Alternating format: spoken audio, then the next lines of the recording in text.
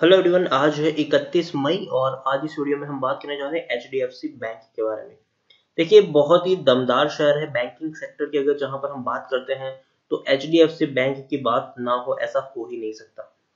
Banking sector का सबसे बड़ा और सबसे भरोसेमंद शेयर माना जाता है एचडीएफसी बैंक। 950 रुपए के ऊपर शेयर ट्रेड कर रहा है। काफी अच्छी रिकवरी भी यहाँ पर देखने को मिली है एक बड़ी गिरावट के बाद। तो इस वीडियो में हम बात करेंगे कि क्या अभी भी यहाँ पर खरीदारी करना एक सही डिसीजन रहेगा कि नहीं।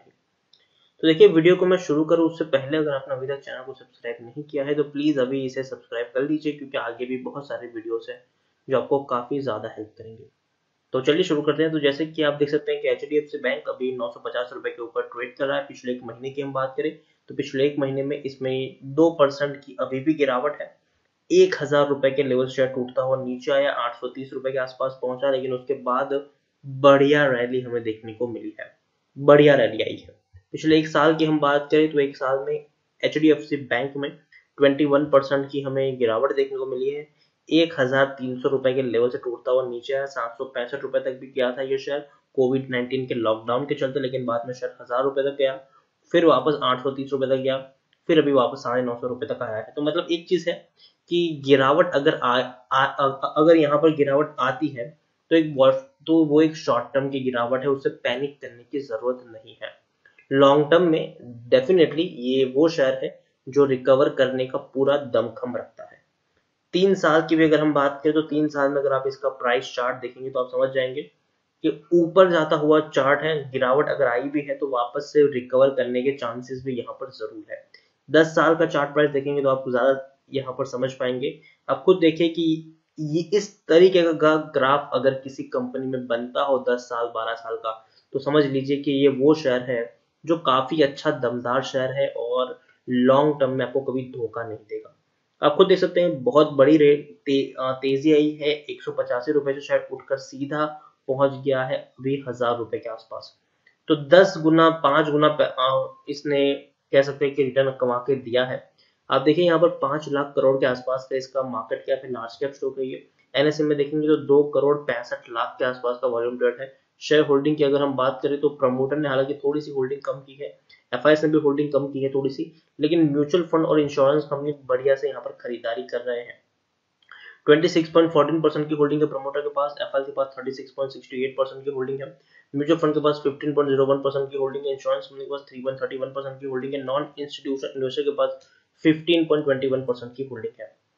आप देखिए यहाँ पर 40 म्यूचुअल फंड्स ने पैसा लगाया है, 1272 एफआईएस भी यहाँ पर इन्वेस्टेड है। प्रमोटर यहाँ पर कौन है? एचडीएफसी लिमिटेड, जिनके पास 15.77% की होल्डिंग है, एक भी शेयर गिरवी नहीं है। Highest publish holder euro Pacific growth fund है, जिनके पास 3.59% की होल्डिंग है। इंडिविजुअल इन्वेस्ट होल्डिंग 11.30% की है।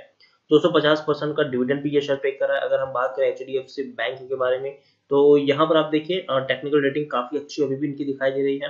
पी 19.88 है, इंडस्ट्री पी 21.79 है, तो अभी भी पी काफी कम है। बुक वैल्यू तकरीबन 320 के आसपास है। प्राइस टू बुक वैल्यू 2.97 है, ईपीएस 47 के आसपास है और डिलीवरीज 41 के आसपास हमें देखने को मिल रही है। According to Moneycontrol user 74% लोग यहाँ पर खरीदने की सलाह दे रहे हैं, 26% लोग यहाँ पर बेचने की सलाह दे रहे हैं।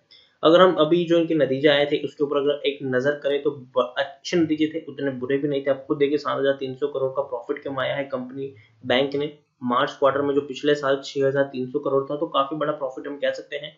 और तो और दिसंबर क्वार्टर में 6660 करोड़ का प्रॉफिट था। सितंबर में दिसंबर में 7660 करोड़ था, सितंबर में 6650 करोड़, जून में 5690 करोड़ के आसपास का मुनाफा भी यहाँ पर कमा चुकी है। मतलब बैंक काफी अच्छा प्रॉफिट कर रही है, हर क्वार्टर में काफी बढ़िया प्रॉफिट बैंक ने किया है और बड़े बड़े मुनाफे यहाँ पर हमें देखने को मिले हैं। तो ओवरऑल अगर हम बैंक का परफॉर्मेंस देखें तो बढ़िया, हर क्वार्टर में अच्छा मुनाफा कर रही है और बैंक के पास इनफ पैसा भी है। हालांकि शेयर होल्डर प्रमोटर की थोड़ी सी डिक्रीज हुई है, 26.15% की होल्डिंग 26.14%, मतलब थोड़ी सी शेयर होल्डिंग डिक्रीज है।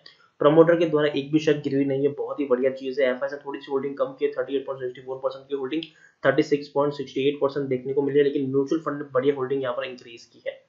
13.76% की होल्डिंग 15.01% है। इंश्योरेंस कंपनी के पास जो पहले होल्डिंग 2.74% थी, आज वो 3.31% के आसपास देखने को मिल रही है।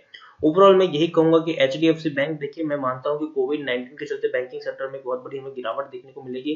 अप्स एंड डाउन्स आएगी, काफी बड़ी गिरावट आई थी, लेकिन पिछले लास्ट वीक में थोड़ा सा रिकवर भी काफी अच्छे देखने को मिला है, लेकिन थोड़ी बहुत गिरावट आने वाले दिनों में भी देखने को मिलेगी।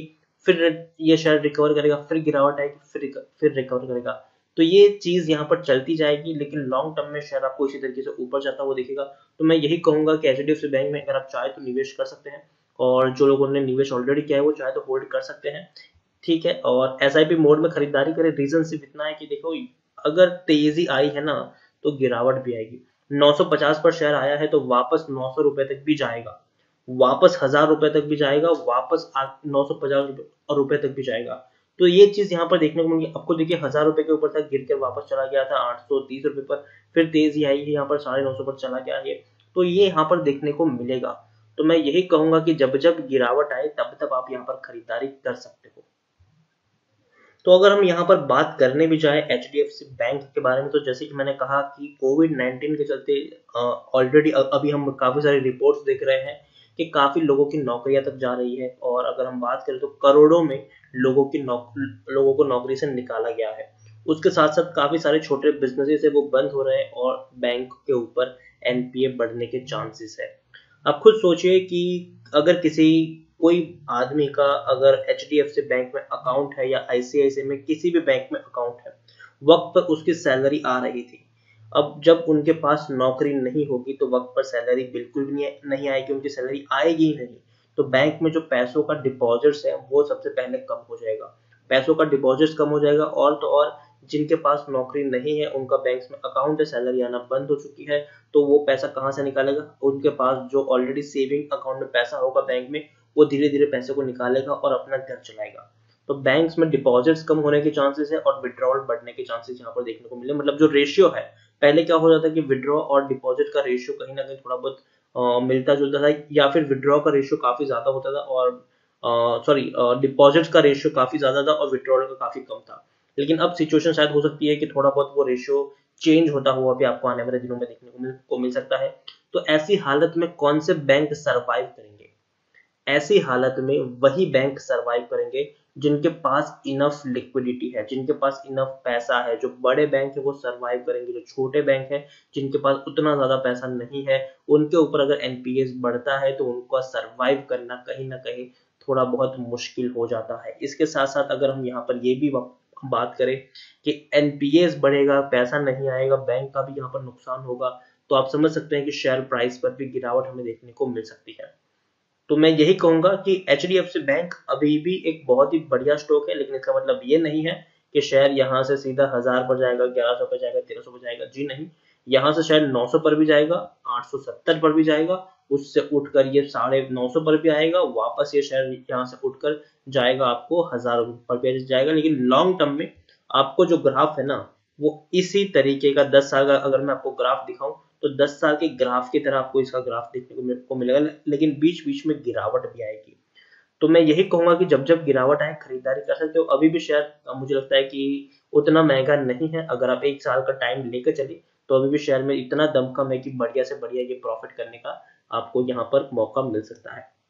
लेकिन अभी भी मुझे लगता है कि शेयर 900 रुपए तक जा सकता है, तो आप चाहे तो अपने हिसाब से यहाँ पर ट्रेडिंग करें। लेकिन बेस्ट वे यहाँ पर यही होगा खरीदारी करने का कि अगर आपको यहाँ पर 10 शेयर खरीदने हैं तो पहले 2 शेयर आप 920 930 रुपए के लेवल पर खरीदे, बाद में 2 शेयर आप 900 रुपए के लेवल पर खरीदे, बाद में 850 रुपए के लेवल पर आप और 3-4 शेयर खरीदे, बाद में आप 800 रुपए को अगर जाता है शेयर, हालांकि थोड़ा मुश्किल लेकिन अगर जाता है तो बाकी के 2 शेयर आप खरीद कर अपना जो पोर्टफोलियो है उसमें शामिल कर सकते हैं। ओवरऑल एक साथ सारे के सारे शेयर्स खरीदने की गलती अभी मत करिए, किसी भी शेयर में अभी एक साथ सारे का सारे शेयर्स खरीदने की गलती मत करिए।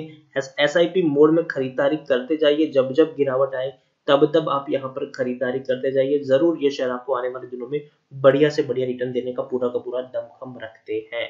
और अगेन मैं कह रहा हूँ, बैंकिंग सेक्टर में बहुत ही कम शेयर्स ऐसे हैं जो आपको अच्छा खासा रिटर्न देंगे, जिसमें से एचडीएफसी बैंक है, आईसीआईसीआई बैंक है, इवन फेडरल बैंक है, और स्टेट बैंक ऑफ इंडिया को भी अगर आप चाहें तो शामिल कर सकते हैं। और अगर हम बात करें तो 3 शेयर तो सबसे ज्यादा ट्रस्टेड है, HDFC, ICICI और स्टेट बैंक ऑफ इंडिया, और थोड़ा सा रिस्क अगर आप चाहे तो फेडरल बैंक के ऊपर भी ले सकते हैं।